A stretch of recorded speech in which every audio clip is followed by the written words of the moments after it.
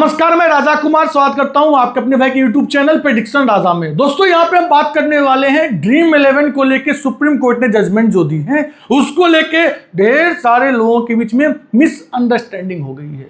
सबको लग गया है कि ड्रीम 11 पे कभी पेड कंटेस्ट आएगा ही नहीं। ड्रीम 11 को लेके जो जजमेंट पास हुई है, स्पेशली पास हुई है, अब तो आपको दिख जाएंगे रेट्रोस्पेक्टिव टैक्स वाले जो केस को लेके, और दूसरा जो जजमेंट आई है वो स्टेट गवर्नमेंट तेलंगाना और कर्नाटका की जो मैटर थी चल रही थी स्टेट वर्सेस सेंट्रल वाले में, उसको लेके जजमेंट आई है। लेकिन चलिए हम जो रेट्रोस्पेक्टिव वाली केस है उसमें जो डिसीजन आया है, जजमेंट आया है, उसको अगर हम प्रोगा केस से भी लिंक करके देखेंगे तो बहुत चीज सामने आ जाती है। लेकिन पता है प्रॉब्लम क्या है? हम जो है गवर्नमेंट को सिर्फ कोसने के लिए यहां पे बैठे हुए हैं। हमें गवर्नमेंट सिर्फ जो है ना, समय देखता हूं जब भी कोई इस टॉपिक पे वीडियो बनाता है कमेंट सेक्शन में बैकआउट बीजेपी को लेके गलत गलत चीजें बोलना। लेकिन आपने कभी सोचा है क्या बीजेपी रातों रात ये काम कर दी? देखिए, मैं यहाँ पे बीजेपी के साइड से वीडियो बनाने नहीं आया हूँ। मैं आपको प्रॉपर वीडियो में जो है एक्सप्लेनेशन करूंगा ड्रीम 11 की फ्यूचर क्या है, ड्रीम 11 को लेके जो है पेड कंटेस्ट कब आएंगे, गवर्नमेंट कैसे इन चीजों को सही करने वाली है, आपकी जो फंडामेंटल राइट्स है वो आपको लग रहा है हनन हो रहा है। सुप्रीम कोर्ट ने जो अभी जजमेंट पास किए हैं उसमें जो एक वर्ड उन्होंने कहा है कि जिस भी किसी गेम में मनी इन्वॉल्व हो जाएगा स्टेक के ऊपर, उसको हम जो है बेटिंग और गैम्बलिंग जोन में रखेंगे। तो वहां पे दिक्कतें सबसे बड़ी ये आ जाती है कि आपको प्रॉपर इंफॉर्मेशन पहुंचता ही नहीं है। जो जजमेंट आई है, आप में से बहुत सारे लोग ऐसे इस टॉपिक पर वीडियो बनाते होंगे जो 4 पेज 3 पेज पढ़ लिए, एक बड़ी थीम पढ़ लिए और उस पर वीडियो बना दिए। भाई साहब, जजमेंट जो आई है पता है कितने पेज की जजमेंट है? 1 पेज की नहीं है, 5 पेज की नहीं है, 10 पेज की नहीं है, 50 पेज की नहीं है, टोटल 269 पेज की जजमेंट है। उसे कोई नहीं पढ़े होंगे, मैं दावे के साथ कह सकता हूं उस जजमेंट को कोई स्टडी नहीं किए होंगे। अगर कोई भी होंगे तो किसी ने 5 पेज किया होगा, किसी ने 7 पेज किया होगा, किसी ने 2 पेज किया होगा, किसी ने मात्र हेडिंग की होंगी और वीडियो बना दी कि भाई साहब ड्रीम 11 अगर आप सोच रहे हो कि आएंगे तो नहीं आएंगे। जैसे मेरे करण अर्जुन आएंगे, वहां पे करण अर्जुन आए थे लेकिन यहां पे ड्रीम 11 नहीं आएंगे। ये मिसकंसेप्ट जो है पूरी मार्केट में फैल रही है।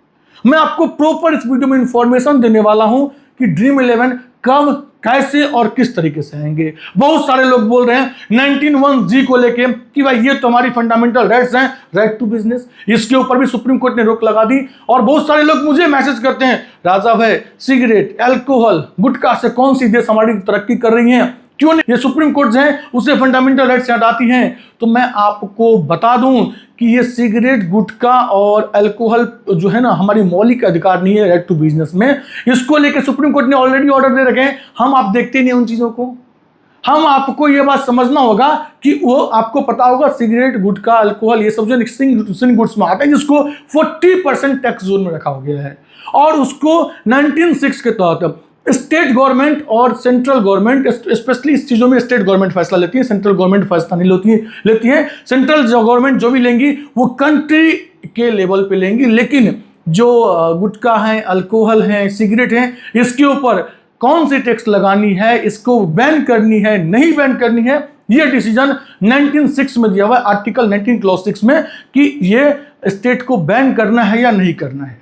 जैसे कि देख लीजिए, बीजेपी की सरकार है गुजरात में, बीजेपी की गठबंधन सरकार है बिहार में, लेकिन यहां पे अल्कोहल बंद है। बाकी यूपी में बीजेपी की सरकार है, यूपी में बीजेपी ने अल्कोहल को बंद नहीं किया है। तो ये डिसाइड करेंगी स्टेट गवर्नमेंट। इस बात को आपको ध्यान में लेके चलनी है। स्टेट गवर्नमेंट को लगेगा कि इसे बंद करनी चाहिए तो वो बंद करेंगे। स्टेट गवर्नमेंट को लगेगा कि नहीं इसे बंद नहीं करनी चाहिए तो नहीं करेंगे। लेकिन अब यहां पे सुप्रीम कोर्ट ने स्टेट गवर्नमेंट को अथॉरिटी दी है कि आप इसे अपने अकॉर्डिंग जो है आप रेगुलेशन के साथ मार्केट में लाइए। तो स्टेट गवर्नमेंट क्या किए, 40% टैक्स लगा दिए वैसे सिंग गुड्स के ऊपर कि आप अल्कोहल मार्केट में रखो, सिगरेट रखो, गुटखा रखो। वो तो हम धन्यवाद देंगे बिहार सरकार की कि उन्होंने, स्पेशली नीतीश कुमार की, कि उन्होंने जो है अल्कोहल को बिल्कुल बिहार में बैन कर रखा है। ठीक है, तो कहने का मतलब ये पावर स्टेट गवर्नमेंट के पास है। अगर आपके पास 19(1)(g की पावर है, फंडामेंटल राइट्स हैं राइट टू बिजनेस के लिए, तो उससे क्या सोसाइटी पे बैड इंपैक्ट तो नहीं पड़ रहा है? अगर बैड इंपैक्ट पड़ रहा है तो वो आपका मौलिक अधिकार नहीं है। बस इसको आप कोरिलेट कीजिएगा किसके साथ? अल्कोहल के साथ। अब उसको गवर्नमेंट डिसाइड करेंगी, स्पेशली स्टेट गवर्नमेंट, कि उसे कैसे रेगुलेशन के साथ मार्केट में लाया जाए। अब सुनिए, मैंने बीजेपी को लेकर स्टार्टिंग में क्यों बोला था कि आप सिर्फ बीजेपी पे गुस्सा होते हैं, उनका अच्छा काम भी हमें नहीं दिखता है। दिक्कतें क्या है, 2023 में बीजेपी सरकार कहती है ड्रीम स्पोर्ट्स से, और आप कह सकते हो कि ये ड्रीम 11 जैसे जितनी फैंटेसी ऐप हैं उनके साथ एक मीटिंग की थी। उन्हें कहा था इस फील्ड को रेगुलेट करने के लिए। उस टाइम ड्रीम 11 लोग पूरे पीक में थे। ड्रीम 11 हो गए, माई 11 सर्कल हो गया, और जो भी फैंटेसी ऐप थे, जो लीगल फैंटेसी ऐप थे, सभी अपने पीक पे थे। उन्होंने इन चीजों को सीरियसली नहीं लिया, और बीजेपी ने यह कहा था कि आप रेगुलेट कीजिए, हमारा एक बॉडी होगा जो आपको, आपका जो है ना, ये रेगुलेशन बॉडी का जो भी डाटा वगैरह रहेंगे उसे वॉच करते रहेंगे। उस टाइम अगर ड्रीम 11 सबने सही से कॉल लिया होता, इसे सीरियसली लिया होता, तो ये नौबत आज फैंटेसी का नहीं आया होता। तो सरासर इसमें जो गलती है ना, वो फैंटेसी ऐप जो कंपनी के ओनर हैं उनकी गलती है, सरकार की गलती कुछ भी नहीं है। अगर आप सरकार से डाटा छुपाओगे, सरकार के साथ आप बिल्कुल नीट एंड क्लीन नहीं रहोगे, भैया आपकी बोरिया बिस्तर बंद होनी ऑलमोस्ट तय है। ये काम आज के टाइम में हो रहा है। ये चीज आप देखते होगे कि ड्रीम 11 हो, माई 11 सर्कल हो, विजन 11 हो, MPL हो, पेटीएम फर्स्ट गेम हो, वो ये चीज भुगत रहे हैं। अब यहां पे देखिए क्या होगा, मैं आपको आगे सब कुछ मैंने यहां पे पेज बाय पेज मेंशन किए हैं, कुछ बड़ी बड़ी चीजें, मैं बड़ी डाटा भी आपको बताऊंगा, लेकिन फ्यूचर में क्या होने वाला है थोड़ी सी हम उसको लेके बात कर लेते हैं। अब देखिए, सबसे पहले जो रेट्रोस्पेक्टिव वाला मामला है 2018 से लेकर 2023 तक सभी आपकी जो टैक्स GST बन रही है, उसमें आपको पता होगा जो जजमेंट आई है वो फैंटेसी ऐप के फेवर में नहीं है। उन्हें फेस वैल्यू के ऊपर टैक्स देना पड़ेगा गवर्नमेंट को, ठीक है।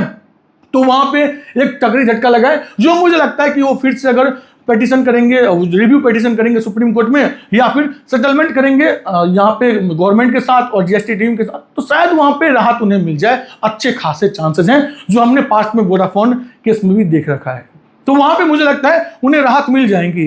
लेकिन बड़ी मुद्दा यह है कि फिर फैंटेसी आएंगे कैसे, जैसे अभी इंडिया में अल्कोहल, सिगरेट, गुटखा चल रही है, किसके अथॉरिटी से? स्टेट गवर्नमेंट की अथॉरिटी से, स्टेट गवर्नमेंट के रेगुलेशन के साथ। वैसे ही आगे आपको फैंटेसी दिखेंगे, कुछ स्टेट में जरूर बैन होंगे, जैसे पास्ट में तेलंगाना में बैन था, कुछ टाइम कर्नाटका में बैन था, वैसे कुछ स्टेट जैसे अल्कोहल कुछ स्टेट ने बैन कर रखा है। गुजरात, बिहार और भी कुछ स्टेट हैं जिन्होंने अल्कोहल को बंद कर रखा है। वैसे हो सकता है कि आने वाले टाइम में फैंटेसी को कुछ स्टेट बैन करे, लेकिन अगर पेन इंडिया पे देखोगे तो अधिकांश स्टेट इसे रेगुलेट करके चलाने वाली है। आपको लेटेस्ट मैं इंफॉर्मेशन दे दूं, कोलकाता में लॉटरी जो था ना वो बंद था, ठीक है, 6 साल से, लेकिन अब बीजेपी की सरकार आई है तो वहां पे लॉटरी चालू होने जा रहा है। क्यों? क्योंकि उन्हें भी पता है यहां से हमें एक ह्यूज टैक्स आएंगे। तो आप ये कतई ना समझें कि बीजेपी नहीं चाहती है कि ये मतलब RMG चले, RMG सेक्टर डेड हो, ये बीजेपी कभी नहीं चाहती है। ये स्मूथली चले, रेगुलेट होकर साथ चले, हमारे पास पूरी इंफॉर्मेशन हो और इसके ऊपर हमारी पूरी पकड़ होनी चाहिए। जो 2023 में इन्होंने कंपनी वाले को कहा था आप रेगुलेट कीजिए, कंपनी ने सीरियस नहीं लिया। अब सरकार इसे रेगुलेट करेंगी, स्टेट गवर्नमेंट इसे रेगुलेट करेंगी। अब तो भैया आपको पूरा डाटा इन्हें शेयर करना पड़ेगा, और ये जो टैक्स लगाएंगे वो अब आपको मानना पड़ेगा। अब पीआर फैमिली, यहाँ पे एक सरकार के लिए चुनौती भी है, वो ये कि इन्हें अब जल्द से जल्द ये चीज करने होंगे कि इसे रेगुलेट के साथ मार्केट में लाने होंगे। रीजन ये है कि उन्हें भी मालूम है कि ऑफशोर बेटिंग ऐप हो, ऑफशोर फैंटेसी ऐप हो, उनका कैप्चर जो है ना मार्केट पे कुछ ज्यादा हो रहा है।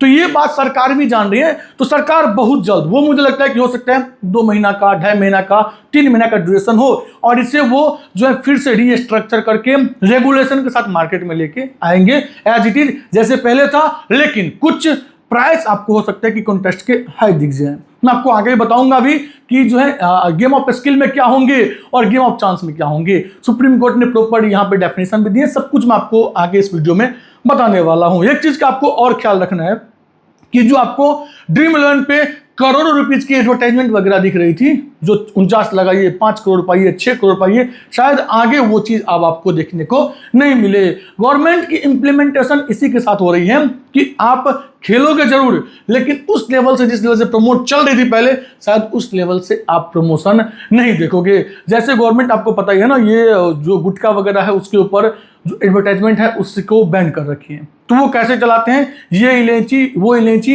और इलायची के नाम पे वो जो गुटखा की कंपनी है उसकी प्रमोशन हो जाती है। तो खुल के कोई भी ऐप अपने कंपनी को प्रमोट शायद आने वाले टाइम में नहीं कर सकेंगे। उन्हें कुछ ना कुछ उसके लिए डबल मीनिंग लेके आना पड़ेगा। मतलब करना है उसी को प्रमोट, लेकिन नाम मतलब करना है गुटखा का प्रमोट, नाम दे दिया इलायची का नाम। वैसे ही फैंटेसी वाले को भी इन फ्यूचर सोचना पड़ सकता है। अब आइए हम बात करते हैं इस टॉपिक में कि क्या सब जजमेंट आई हैं और सामने जो है वो ड्रीम 11 जैसी फैंटेसी ऐप के लिए राह कितना आसान है, कितना मुश्किल है।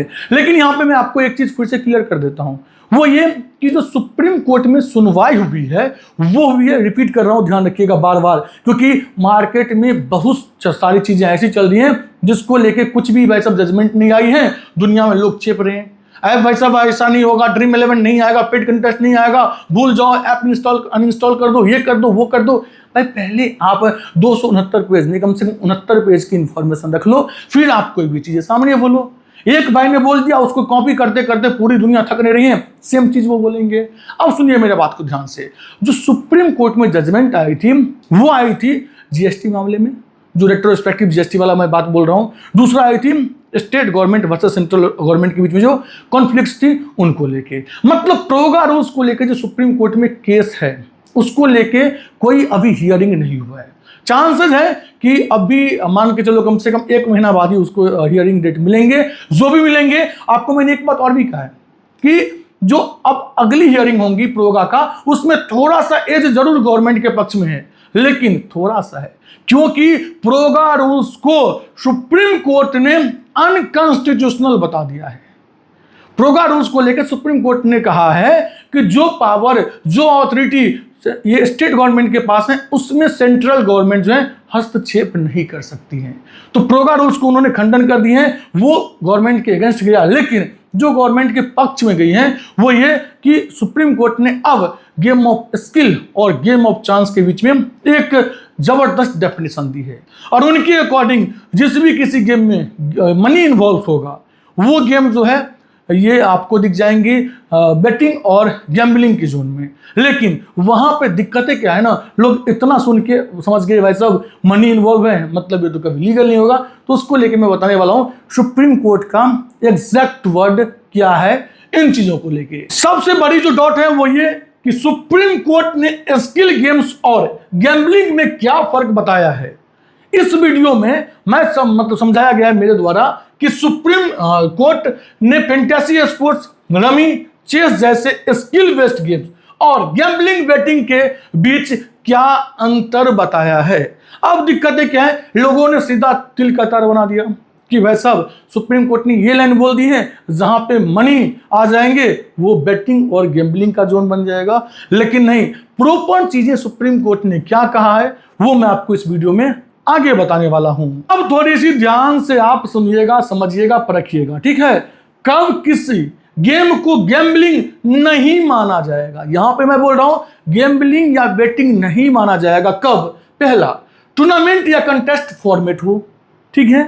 जैसे कि मान लो ये 3 मेंबर की कंटेस्ट होती है, 4 मेंबर की कंटेस्ट होती है, या कोई टूर्नामेंट वगैरह हो, चेस की 20 लोगों के बीच में कोई टूर्नामेंट हो, वहां पे कोई एक वैसा विनर हो, 4 लोगों के बीच में लूडो वगैरह होती है। देखो लूप पोल तो यहां से निकल जाएंगी, ये आप तय मान के चलो। 4 लोगों के बीच में चेस हो रही है तो वहां पे पहले से ही सब कुछ ऑर्गेनाइज है, जहां पे पहले सब कुछ डिसाइडेड होगा, वहां अगर मनी आती है, इन्वॉल्व होती है, तो भैया वो गेम ऑफ स्किल के अंदर आ जाएगा। और सुनिएगा बात को ध्यान से, और वो सारी चीजें आपका आगे क्लियर होगा। एंट्री फी पहले से फिक्स्ड हो, समझे ना, एंट्री फी की बात आ रही है, ऐसा नहीं कि बात नहीं आ रही है, लेकिन ये पहले से फिक्स्ड होनी चाहिए। प्राइज मनी पहले से डिक्लेयर हो, ऐसा नहीं कि भाई 49 में आप 4 करोड़ जीत जाइएगा, 3 करोड़ जीतेगा। जो अमाउंट है वो डिक्लेयर हो कि आप लोगों में से कि जो भी 4 बंदे इसमें पार्टिसिपेट कर रहे हैं, 5 कर रहे हैं, उसमें जो जीतेंगे उन्हें ये अमाउंट मिलेगा ये इन्वेस्ट करके। तो प्राइज मनी पहले से जो है यहाँ पे डिक्लेयर हो। प्राइज अमाउंट लोगों के लगाए पैसे पर डिपेंड ना करे। अब देखिए आप लोग बहुत सारे भाई ये करें 49 वाले कंटेस्ट जो आते हैं ड्रीम इलेवन पे 5 करोड़ रुपीज जो है वहां पे विनिंग अमाउंट होता है। रैंक 1 के लिए 1 करोड़ होता है, कभी कभी 50 लाख होता है। 3 मेंबर में कभी जो है 387 लगाते हैं 1000 रुपीज होता है। तो इनका एक बड़ा पॉइंट जो कहना है वो ये प्राइज अमाउंट लोगों के लगाए पैसे पर डिपेंड ना करे। ये एक बड़ी पॉइंट है, इसको ध्यान सुनिएगा। ऐसे फॉर्मेट्स को सामान्यतः गैम्बलिंग नहीं माना जा सकता है। अब यहां पे हमने बात कर ली क्या होनी चाहिए। अब देखिए जो बड़ी पॉइंट है, कब किसी गेम को गैम्बलिंग या बेटिंग माना जा सकता है। पहले नहीं माना जा सकता है, अब माना जा सकता है अगर हर मैच या गेम पर स्टेक या बेट लगा जाए। जैसे कि मान लो कोई मुकाबला होता है इंडिया बनाम पाकिस्तान का, अब वहां पे हर एक बॉल पे स्टिक लग रही है। इस बॉल में चौका आएगा, छक्का आएगा, ये ओवर में 6 रन बनेंगी, इस मैच को टीम इंडिया जीतेंगी, ये टीम जीतेंगी, वो टीम जीतेंगी। जिसमें आपको ध्यान सुनना है, अगर हर मैच या गेम में आप कंक्लूड कर लेना, ओवर हो गया, सेशन वगैरह जिसको हम लोग बोलते हैं वो लोग हो गया, उसमें आपको अगर हर मैच या गेम पर स्टेक या बेट लगा जाए तो ये जो है बेटिंग और गैम्बलिंग के सेक्शन में आते हैं। और ये जो है अब भी और पहले भी नहीं था भाई, सब इसको मान्यता प्राप्त, अब तो भाई और भी मान्यता प्राप्त नहीं है। ये एक डेफिनेशन दी है सुप्रीम कोर्ट ने। अगर जीतने वाली रकम लोगों के लगाए गए पैसे पर डिपेंड है, ये मैंने आपको पहले भी कहा। यहां पे गेम स्किल का हो फिर भी उसका फॉर्मेट महत्वपूर्ण रहेगा। हम बोलते हैं गेम ऑफ स्किल में तो पैसा लगा सकते हैं, लेकिन अब आप पैसा तो लगा सकते हो, लेकिन इंपॉर्टेंट है उसका फॉर्मेट। अब स्टेक बेस्ड फॉर्मेट को गैम्बलिंग माना जाएगा, जा सकता नहीं है, माना जाएगा। अब ये पेज आपकी जो थोड़ी बची खुची डॉट्स है ना, उसे भी क्लियर कर देंगी। और प्यार फैमिली, अगर आपको वीडियो अच्छा लग रहा हो ना तो वीडियो को लाइक कर देना, और इसी तरीके का वीडियो के लिए आप यूट्यूब चैनल सब्सक्राइब कर लेना, जहां पे बिल्कुल क्रिस्टल क्लियर आपके पास इंफॉर्मेशन जो है मैं लेके आऊंगा। वो एकमात्र चैनल है प्रेडिक्शन राजा की। और कहीं भी तनिक भी डाउट हो आप कमेंट सेक्शन में बेझिझक पूछना, मैं जल्द से जल्द आपके कमेंट का रिप्लाई देने का कोशिश करूंगा। फैंटेसी स्पोर्ट्स के लिए इसका क्या मतलब है? पहला, normal fantasy contest fixed entry fee होनी चाहिए। दूसरा, प्राइज पूल पहले से दिखाई देता है। तीसरा, स्किल से टीम बनाई जाती है। ठीक है, तो ये मुझे आराम से दिख रहा है, लुक पुल आराम से निकलेगा। बस एक बार प्रोगा रूल्स का जो केस है ना, वो सुप्रीम कोर्ट में जजमेंट आ जाए, और वो जजमेंट भी बहुत लंबे दूर अब नहीं है, बस 3 जजेस की बेंच इसकी ये अगली जो हियरिंग करेंगी। आपको मैंने ये भी बोल रखा था लास्ट वाले वीडियो में जो मैंने इस टॉपिक पर दिया हुआ था कि 3 जजेस की बेंच इसकी हियरिंग करेंगी, और उन्होंने ये भी कहा है कि प्रायोरिटी बेस पे अब इस केस को अगली हियरिंग में देखा जाएगा।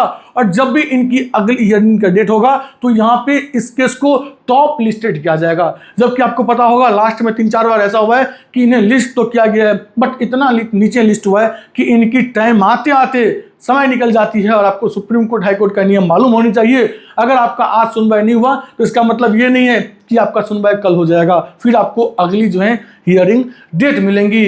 अब यहाँ पे देखिए स्किल गेम आर्गुमेंट मजबूती रहता है। अब ये हमने बात कर ली, अब इसको थोड़ा सा देखते हैं। 2, लेकिन अगर सीधे स्टेक या बेट लगाया जाए, प्राइज मनी स्टेक से जुड़ी हो, तब उसे गैम्बलिंग माना जा सकता है, लेकिन इसे गैम्बलिंग माना नहीं जाएगा।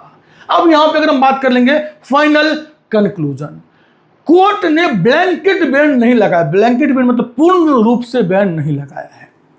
हर केस उसके फॉर्मेट और फैक्ट्स पर डिपेंड करेगा। और ये केस जो है ना, ये मतलब बेटिंग वाली, फिर बेटिंग गैम्बलिंग के तौर पे देखना और गेम ऑफ स्किल के तौर पे देखना, तो उसमें जो सुप्रीम कोर्ट ने एक कह सकते हैं कि दोनों का रास्ता बताया कि कौन सा गेम ऑफ स्किल्स जो है वो लीगल होंगे, कौन सा गेम ऑफ स्किल्स जो है वो बेटिंग और गैम्बलिंग में काउंट होंगे। तो शायद मुझे लगता है आपको कुछ हद तक जो है इंफॉर्मेशन क्लियर यहां से हो गया होगा। अब यहां पे मेरे बात को ध्यान से सुनिएगा। देखिए अब सुप्रीम कोर्ट ने जीएसटी और ऑनलाइन गेमिंग पर क्या फैसला दिया। सुप्रीम कोर्ट ने माना कि ऑनलाइन गेमिंग प्लेटफॉर्म्स और कैसीनोज पर जीएसटी लगाया जा सकता है। GST face value of bets पर लागू होगा, यानी खिलाड़ी जितना पैसा डिपॉजिट या बेट करता है उसी अमाउंट को टैक्स कैलकुलेशन का बेस माना जाएगा। अगर आपने किसी भी ऐप के ऊपर ₹1000 की डिपॉजिट की। देखिए इसको ध्यान सुनिएगा, ये बोल रहे हैं कि अगर आपने किसी भी फैंटेसी ऐप के ऊपर ₹1000 की डिपॉजिट की तो उनके ऊपर जो जीएसटी लगेगा वो उनके फेस वैल्यू के ऊपर लगेगा। फेस वैल्यू ₹1000 है तो सीधा 1000 का जो है वो 28% जीएसटी उन्हें पे करने होंगे। ये मैं बात बोल रहा हूं रेट्रोस्पेक्टिव मामले जो कि 2018 से लेके 2023 तक सभी कंपनी को नोटिस पहुंचा उसके लिए, तो उन्हें 28% जो है जीएसटी पे करने पड़ेंगे, चाहे वो गेम ऑफ स्किल है चाहे वो गेम ऑफ चांस है। अब सुप्रीम कोर्ट पे यहाँ पे सवाल उठ जाती है कि आपने पास्ट में ड्रीम 11 को कहा है गेम ऑफ स्किल, आप ही ने कहा है, तो आप जब ड्रीम 11 को गेम ऑफ स्किल कहे, क्या आपको ये इंफॉर्मेशन नहीं था, ये बातें मालूम नहीं थी कि ड्रीम 11 पे पेड कंटेस्टेंट होती हैं? अगर आपको मालूम था उसके बावजूद अगर आपने गेम ऑफ स्किल का, तो फिर आप उसे बेटिंग और गैम्बलिंग जोन में कैसे रख सकते हो? कैसे आप फैंटेसी को बेटिंग के तौर पर देख सकते हो? यह भी एक बहुत बड़ा क्वेश्चन रहेगा जब ड्रीम 11 रिव्यू पिटीशन फाइल करेंगी, जब वो उनके एडवोकेट्स हैं सुप्रीम कोर्ट में बातें रखेंगी। तो यही मैं बोल रहा हूं, रिव्यू पिटीशन से जितने भी फैंटेसी ऐप हैं जिनके ऊपर रेट्रोस्पेक्टिव जीएसटी लगी है उन्हें राहत मिलनी ऑलमोस्ट तय है। अब यहां पे मेरे बात को ध्यान से देखिएगा कि एग्जांपल से समझिए जीएसटी रूल। अगर किसी यूजर ने ₹1000 डिपॉजिट किए, जीएसटी उसी 1000 अमाउंट पर माना जाएगा।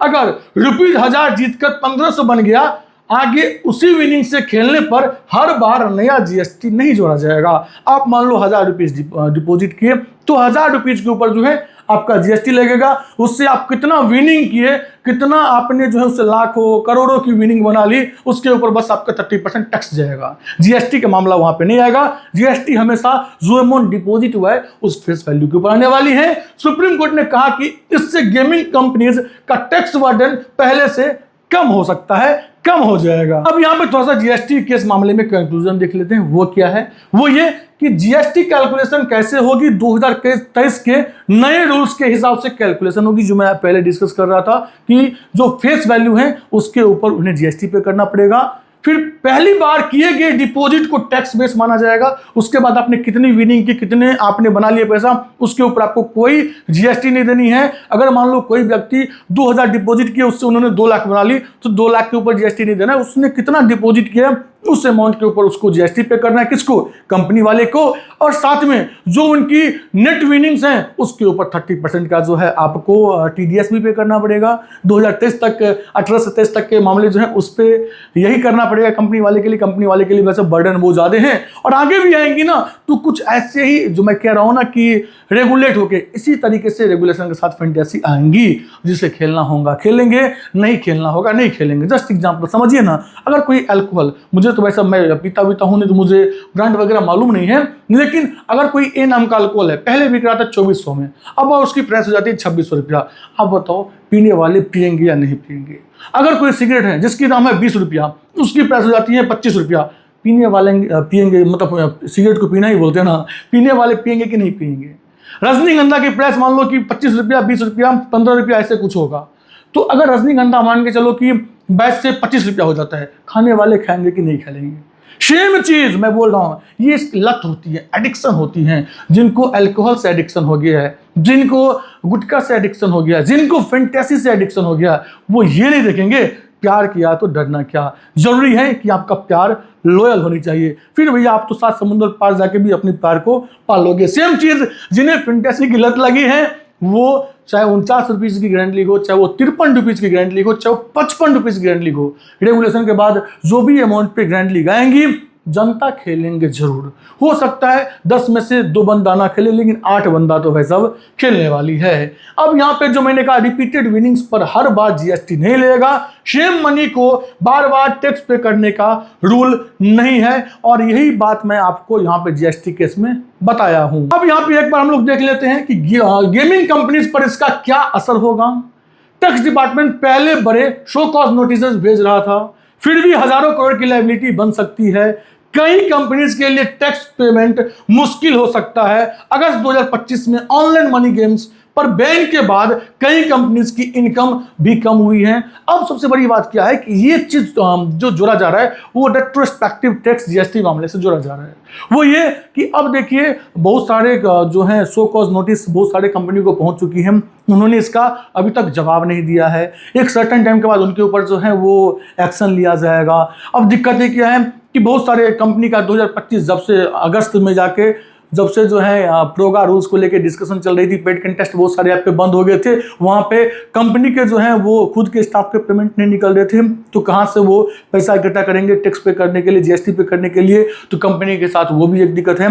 कैसीनोज वगैरह तो अपना पैसा मान लो कि निकाल भी लेंगे कुछ हद तक, लेकिन ये फैंटेसी के लिए निकालना बहुत ही ज्यादा टफ था। अब यहाँ पे क्या है ना कि कैसीनोज रिड्यूस्ड लायबिलिटी संभाल सकते हैं, लेकिन हर कंपनी की स्थिति अलग होंगी।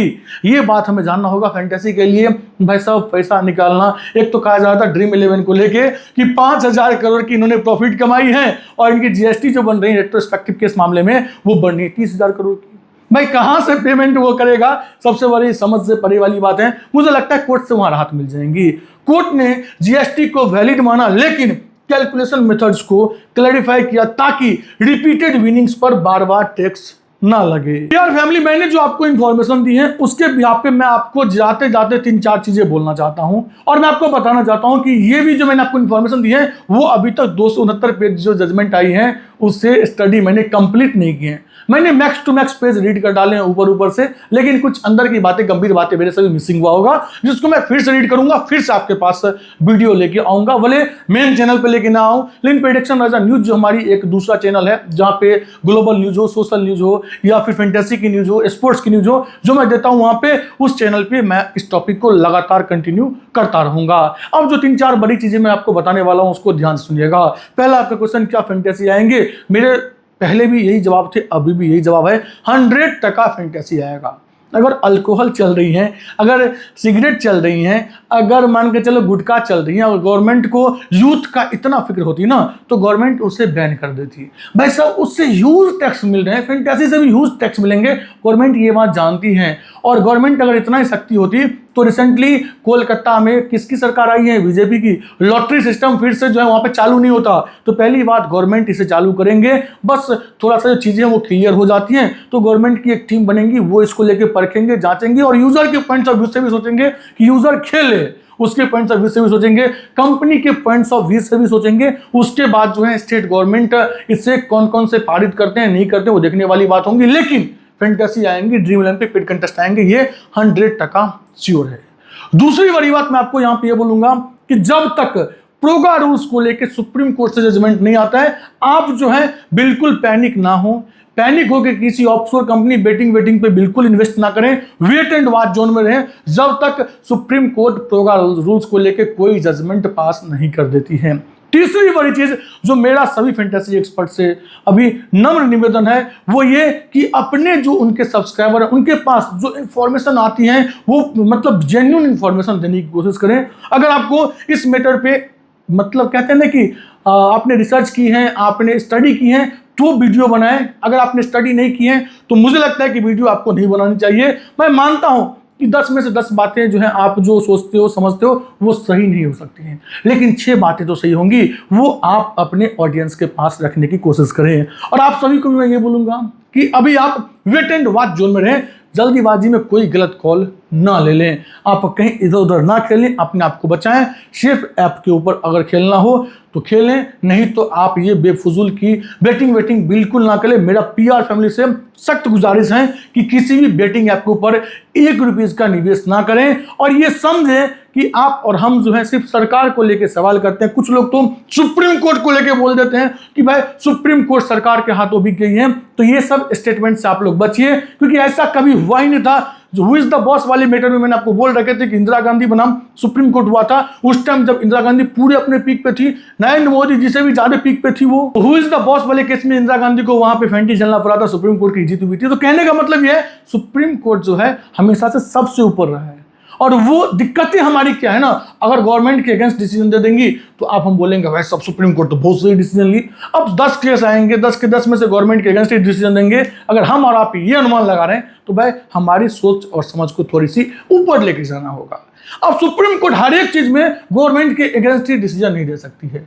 कुछ चीजें बनी है, सरकार ऐसे बन जाती हैं जिनको जनादेश होता है, जिनको पूरी जनता का सपोर्ट होता है, वो सरकार बनाती है। तो वो डिसाइड करेंगी कि भाई इसको लेके क्या करने नहीं करने। सुप्रीम कोर्ट बस प्रोगा रूल्स वाली जजमेंट पास आउट करेंगी, और वो भी जजमेंट पास आउट मुझे लगता है फैंटेसी के लिए एक बैलेंस डिसीजन होगा। जो फाइनल तय करेंगी वो करेंगी स्टेट गवर्नमेंट ही, और स्टेट गवर्नमेंट भी क्या करेंगी भाई साहब, वो तो 23 स्टेट में आई थिंक अगर मैं सही हूं तो बीजेपी का ही सरकार है, तो वहां भी बीजेपी डिसाइड करेंगी कि क्या करना है नहीं करना है। बाकी मैं उम्मीद करता हूं ये वीडियो आप लोगों को अच्छा लगा होगा। अगर वीडियो अच्छा लगा हो तो वीडियो को लाइक और यूट्यूब चैनल को सब्सक्राइब जरूर कर लीजिएगा। मिलते हैं नेक्स्ट वीडियो में कुछ ताजा अपडेट्स के साथ। तब तक मैं आपको बता दूं, अगर आप ड्रीम 11 पे फ्री टीम शो लगाना चाहते हो और बेहतरीन टीम आपको चाहिए तो भैया आप एक काम कर लो, आपको इसी वीडियो के कमेंट सेक्शन में और डिस्क्रिप्शन में दिखेगा मेरा और आपका टेलीग्राम चैनल का लिंक, उसके ऊपर क्लिक करनी है, फटाफट टेलीग्राम चैनल से ज्वाइन करके रख लेने। वहां पे आपको जबरदस्त ड्रीम 11 फ्री टीम्स देखने को मिलेगा। आपका क्या ओपिनियन है इस मैटर को लेके कमेंट करके जरूर बताइएगा। धन्यवाद।